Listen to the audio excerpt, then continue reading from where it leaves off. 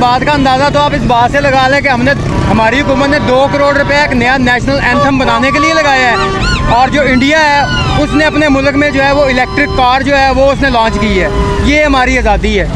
ये 75 साल के बाद भी हम स्टिल वहीं पे खड़े हैं कि वो नाच गाने और ये वो, बस कोई हमारी यार बड़ा दुख होता है कि यार 75 सालों में हमने खोया ही खोया है, पाया कुछ भी नहीं है। टू बी ऑनेस्ट, ये इखलाकी तौर पे इस जनरेशन को इतना है कि इन्होंने रीडेवलप किया है कि किसी भी किस्म की कोई क्रिएशन नहीं हुई। और ये बड़ा दुख हुआ है कि पिछले 30 साल से वो लोग जो बड़ा ये कह रहे थे कि शेर आया और तीर चारों सूबों की जंजीर और जिंदा है भुट्टो, वो भुट्टो तो जिंदा है, वो पूरा सिंध मर गया है, भुट्टो नहीं मरा। और पूरे पाकिस्तान का हाल तो आप लोग तो माशाल्लाह सारा ही जानते हैं, आपको तो सारे ही पता है कि क्या हो रहा है।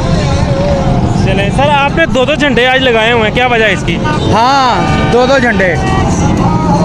इसमें इसका जवाब मैं मुख्तसर सा ये दूंगा कि एक दिल है और एक जिगर है।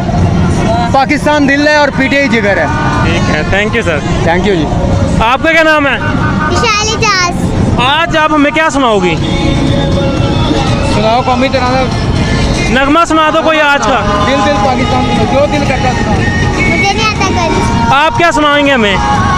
दिल पाक सर जमीन शाबाद, अकीश्वर हसीन शाबाद, तू निशान है अज़्मे आलीशान अज़्मे पाकिस्तान, सर ज़मीन हकीम शाबाद, पाक सर जमीन का निज़ाम कुव्वत अवाम, वो मुसल्तनत पाइंदा बिंदाबाद शाबाद मंज़िल पाकिस्तान जिंदाबाद। पाकिस्तान जिंदाबाद। Thank you.